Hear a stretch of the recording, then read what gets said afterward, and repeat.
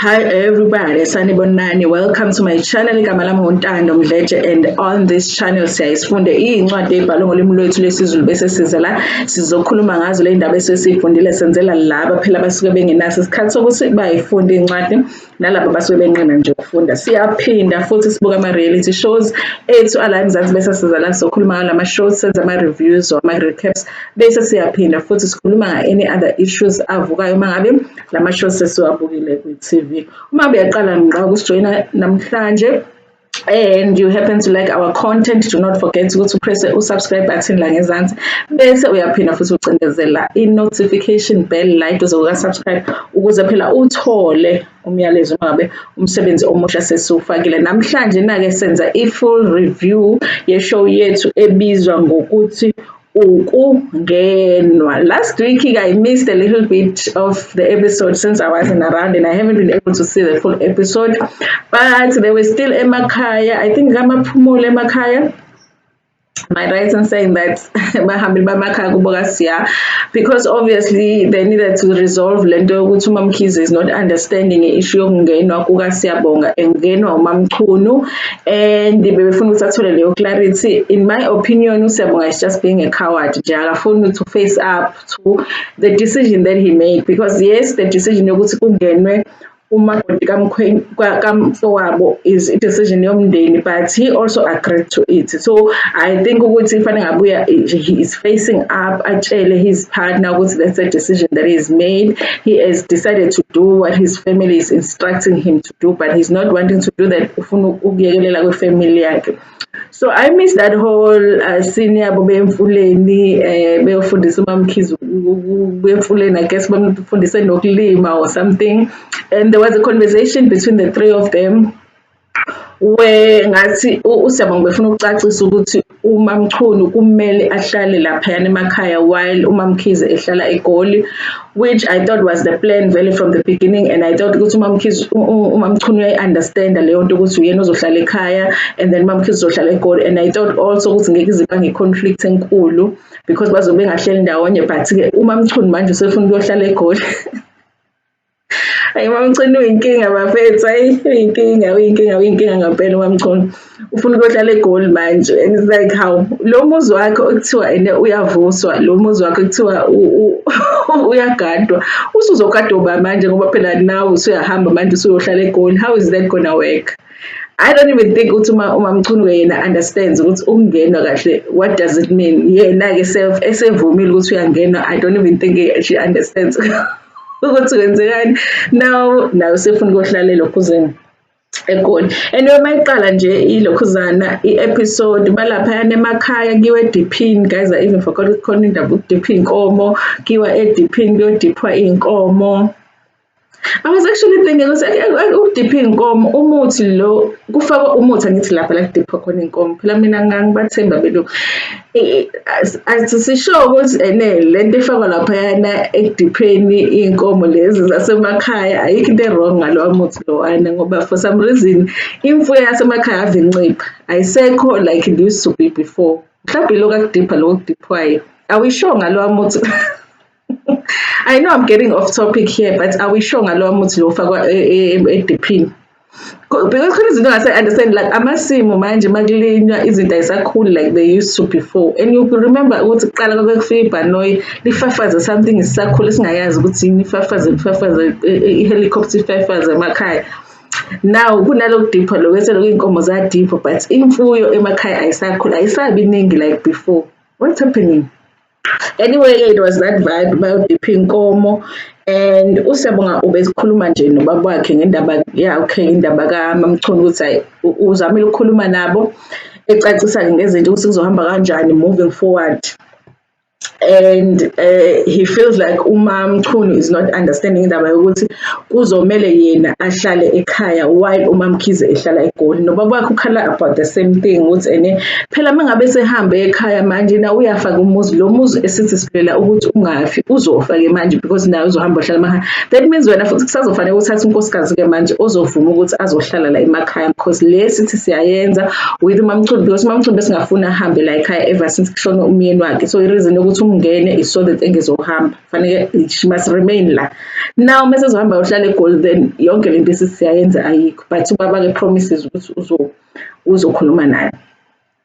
I really feel like yazi mhlawumbe kufanele nginake ukuthi because bayibhali ama-ages abo mabefaka amagama abo la during the episode safuna ukunaka i-age kaSiyabonga because I feel like really honestly as a grown man like ukuthi every decision ayenza kufanele aye kubaba wakhe. How old is uSiyabonga ngempela ayikho decision esazenzelile nje yona wamaqekelele ukuthi lena eyami decision it's final amukho omunye umuntu ozo-contribute kuyona. It's like yonke into yena fanele ayoyibuza ekhaya leyo nto nje. It's like labantu bobabili bathandana nengane kahle. So hayi-ke kodwa-ke ulona yena uSiyabonga uzwakala engathi yena if ukuthi mamchunu ufuna ukuyohlala eGoli that will be the end of i-relationship yabo, which is why mamchunu kuleya conversation yalast week bembuza ukuthi kahle okay if usho njalo ukuthi mangifuna ukuyohlala eGoli kusho ukuthi mina siyahluka, usho ukuthi kuyobe kuphelele between mina nawe, kusho ukuthi sesiyahlukana yini besides ukuthi ungenile ngoba kusho ukuthi khona ama-relationships out. So there's two parts of this relationship. There is the relationship yokuthi bangenene because abadala bathi abangenene, but over and above that bona sebeyathandana. That is according to uMamchunu. But according to uSiyabonga, it looks like it's only a relationship yokungenwa. You know, so he feels like mase uzohlala eGoli phela what's the point ukuthi siqhubeke because mina bengingena ukuze ngimise lo muzi lo kamfowethu ekuthiwa kufanele kungawe. So if uzophuma futhi kulo muzi uyohlala eGoli what's the point ukuthi sibe ndawonye. So uMamchunu besebuza ukuthi so kusho ukuthi thina siyahlukana yini, but that conversation took place in last week's episode.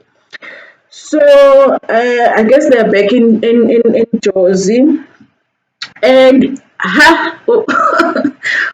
sometimes I feel like they do things for the for ukuthi bashock nje, for ukuthi nje bashock.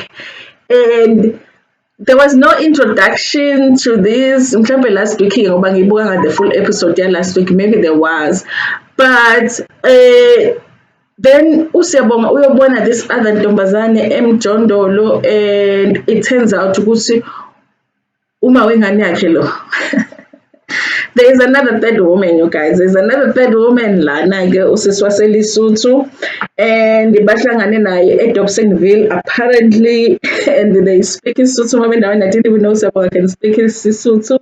And but-ke bahlanganile and lo sisi besanda kufika eJoburg ezofuna umsebenzi, wahlangana noSiyabonga eDobsonville. uSiyabonga wathi nomjondolo eSnake Park, then wahamba umhlalisa khona eSnake Park.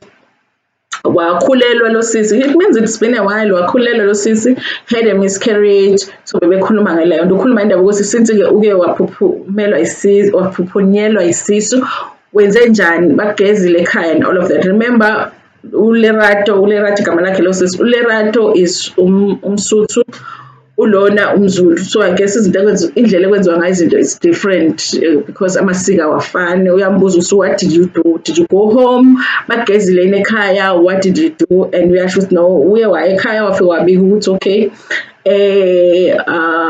bekhulelwe and then isisu saphuma and ekhaya bamenzele everything that was needed for her ukuthi agezwe, so she was cleansed.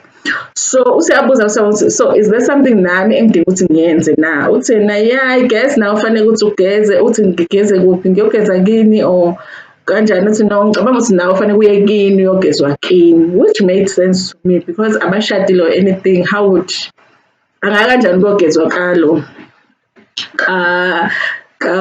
kubo kaLerato. And also with uLerato I guess ukuhluka also kwenziwa kwezinto ukuthi benza different abeSotho than amaZulu because thina mengabe ukhulelwe I guess lapho kudependa ukuthi uhlala kuphi nenza kanjani izinto kini. I guess my understanding ukuthi mawukhulelwe and then kodwa that is when ingane has passed njena ubelethile ingane yashona uyaye ugezwe kubo kwayo ingane, uyahamba uye kubo kwayo ingane uyogezwa if ukuthi shonile, my understanding. Anyway kushuthi bona benza kanjalo, umuntu ugezwa kini nalo agezwe kubo. So but-ke kuzoba nzima uSiyabonga ukuthi agezwe ekhaya because abazi ekhaya. I don't think anyone knows ukuthi khona umuntu oLerato. I don't think anybody knows ukuthi Lerato was pregnant, so nobody knows about the loss of the child. No one knows about the miscarriage. Okay, fine.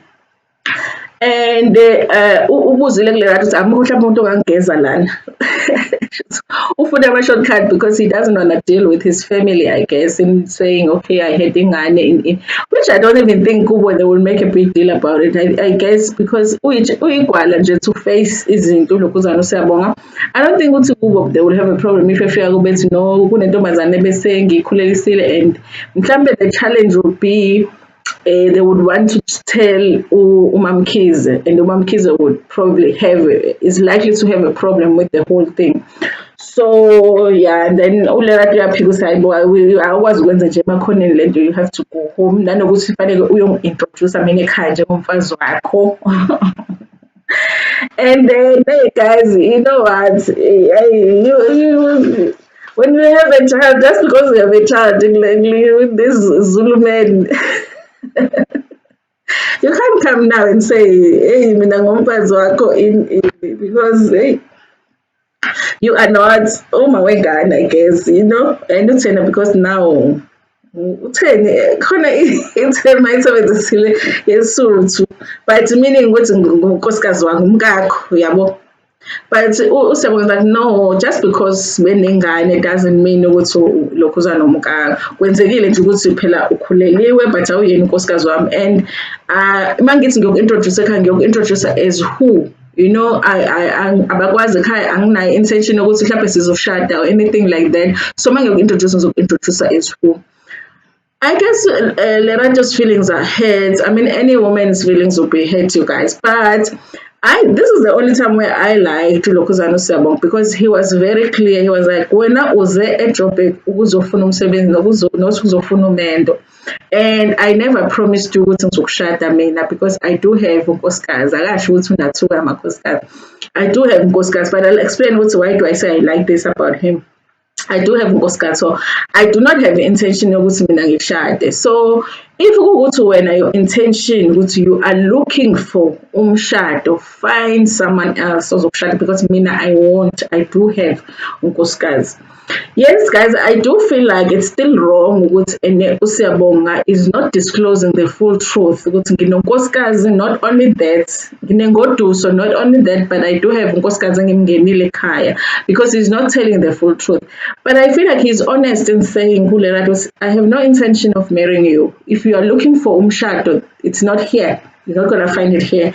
And I am okay with you finding someone else ozokushada, but mina angeke ngikushade. He was very clear. He was like, singamane sihlukane, mina angeke ngikushade, and he was rude about it, but sometimes to get it, I think for umuntu wesifazane ukuthi akuthole, that you have to be brutally honest, and he was brutally honest in saying ukuthi no, mina I have no intention ukuthi sishade, kwenzekile ukuthi sithole ingane, that's all. If ufuna umshado, look somewhere else, and yeah, but uLerato is like she's not getting it. I mean, I don't think there could be any point when somebody said, you know what, Mina, I have no plans for the future for you.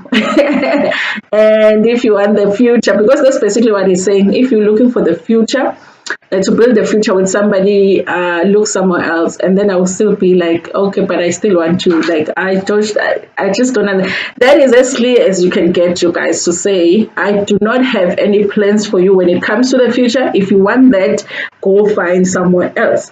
But Lerato is just not getting it. Lerato is insisting, ukuthi mina sengunkosikazi wakho njengoba nginengane yakho. And also, like, no, you're not. There was the argument, you guys. They're just like, no, most ungizalisile mina sengunkosikazi wakho. Mhlambe phela vele ngokwesisuthu mhlambe benza kanjalo yini, angikho clear, you guys. Mhlambe laba amasuthu abesuthu. Ngisho kahle. If uwumsuthu, maybe you can clarify for me below. Thina for amaZulu ukuthi uthole ingane utholela umuntu, it doesn't mean ukuthi usunkosikazi wakhe lowo muntu. There is more that a person will need to do to show intention to even make you their wife. So it's like we believe kaLerato is that once uthole ingane nomuntu unkosikazi wakho leyo, futhi kufanele ngabe kwenziwa njalo ukuthi once wazalisa umuntu sikushadisa ngenkane. When uzathola ingane nomuntu sekushadisa ngengane, asizwa lutho you love her, you don't love her, sekushadisa. They should have done it like that from the beginning. Ngoba bamkhulu bethu yazi basirobha. Ngaba bekho la bantu abahamba bezalisa lana. So so usabuzazi so usho ukuthi-ke just because ngakuzalisa-ke mina sekufanele ngishade ulerato uthi yes, that's what it means ngoba wangizalisa kufanele ngishade. Guys, abanye abantu they fight for umshado yazi ngabe kade ngashada kube ngalwa kanje for umshado. Hey, bayalwa abantu for umshado. Yeah, because ngizalisile then you must you must marry me, you know. And then again, anyway, the end of that conversation was that when you came here to find a job, not to find marriage. If you want marriage, look somewhere else, not like Mena. And that was it. And then, Lokuzani Mom Kids was updating her sisters. That was a long ass conversation. She was updating her sister about her trip to emakhaya laphayana kubo kaSiyabonga, ukhuluma indaba yokuthi ukhulume kanjani no lokhuzana no baba la nabantu abadala laba bemchazela ngokungenwa in north.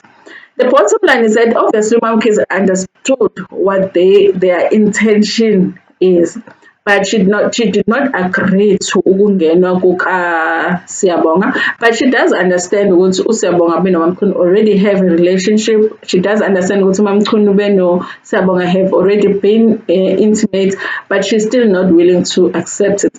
But I still don't understand her ukuthi if I accept, she does say ukuthi she will walk out, but she's not really walking out. So angimazi nami ukuthi kahle kahle umephi lokhuzana uMamkhize. I know akayithanda into yokungenwa and all that, but she's also not taking any decisions eyikhombisayo ukuthi really honestly she's not agreeing to this reunion.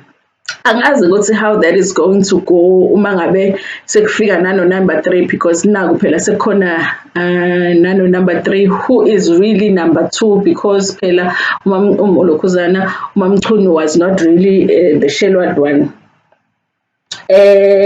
And I guess the sisters were just trying to advise her nendaba yokuthi she must be aware of abantu basemzini, they are not your friends. I think for everybody, you guys, of course, like with abantu basemzini you get to build relationships, but it's not like uma ufika emzini kufanele uthathe ngokuthi la bantu bangithanda ukuthi oh my god you shame sithanda kanjani basuke bedlala ngawo. But you can also take the time to build relationships and build like genuine relationships with some of your in-laws. But I got the point that the sister was saying was ungathatha abantu basemzini njengabangani bakho, because one day kufika wena bajabule, the next day kufika omunye bajabule. That's just how they have to be, because ngeke baze bakudinele wena just because yesterday bekufika omunye, and makufika wena today kusasa ngeke bakutshela ukuthi hayi kusasa izolo bekukhona bani, you know. So I understood that.